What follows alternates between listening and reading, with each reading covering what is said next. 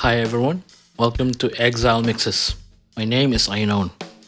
In this episode, I will explain something that I just flew through in the previous mixing episode, which is parallel analog summing, which I just came up with. Actually, honestly, I just came up with that.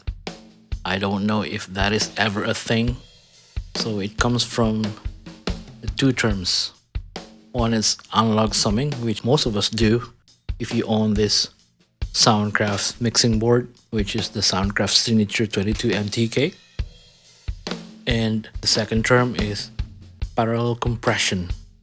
To put it simply, we will sum all individual tracks plus the buses of the same tracks as the parallel sums. Here we have 12 tracks of drums from a session using a 5-piece kit. In this session, I summed each kind of drum to a stereo bus while still in the DAW.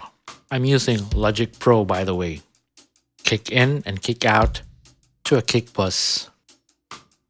Snare top and snare side to a snare bus. Toms 1, 2, and floor toms to a tom bus. Overhead left and right to an overhead bus. The hi-hats, ride, and mono room mic are each left alone to single channels. After all of that, we'll send all of these individual tracks to a drum bus where we apply bus processing. Then we send part of that summed stereo drum bus signal to a drum crush aux bus for parallel compression. This is the parallel compression part of the process. All in all, there are 4 layers of compression within the DAW itself before the tracks are sent out to external outputs. For analog summing, we'll assign external outputs to all the individual tracks. Then we do the same to the 4 drum buses. On the console, we'll put the faders up.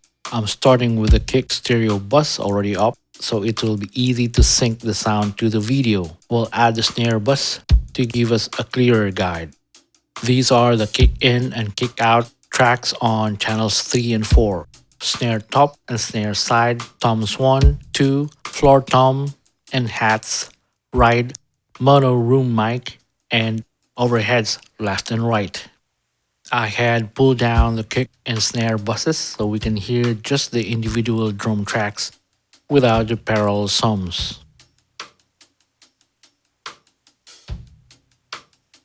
What I love about the EQs in this board is they go down to 60 Hz, just adding a bit of 60 Hz to the kick in and kick out channels.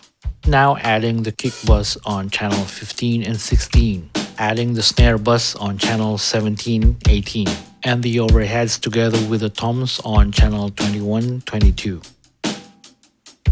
These are all the individual tracks plus the buses without the effects returns.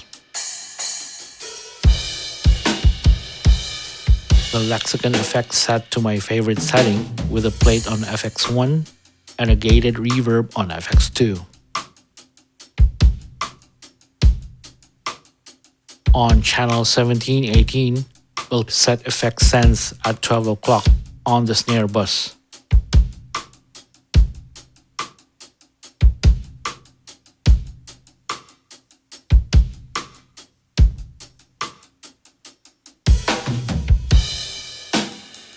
Now with effects returns turned up at minus 15 dB.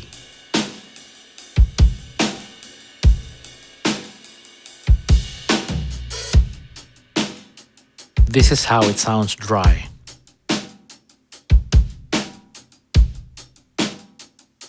Now with effects back on again.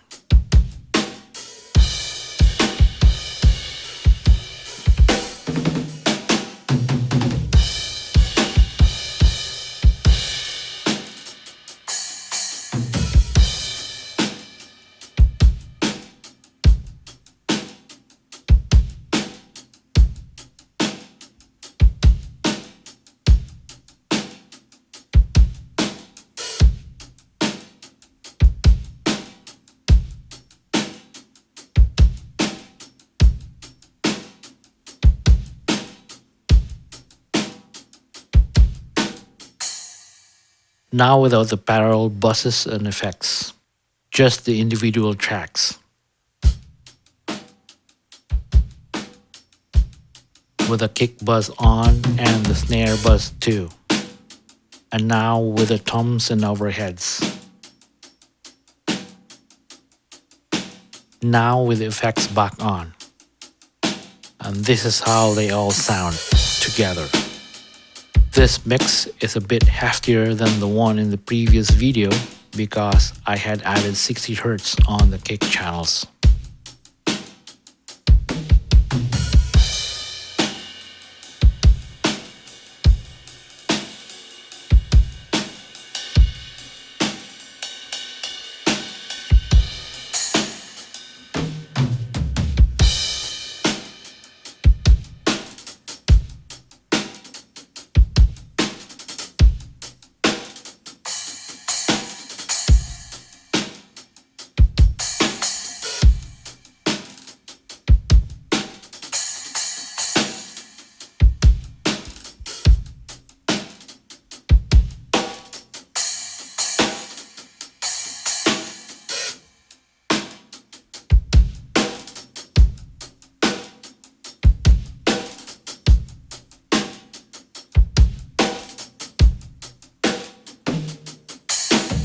So this is just basically adding those two together, analog summing, then parallel compression, adding those all of it here so that they add more control. For me, for my workflow, it adds more control, more chances for me to shape the sound, especially with this amazing sounding EQs on the Signature 22.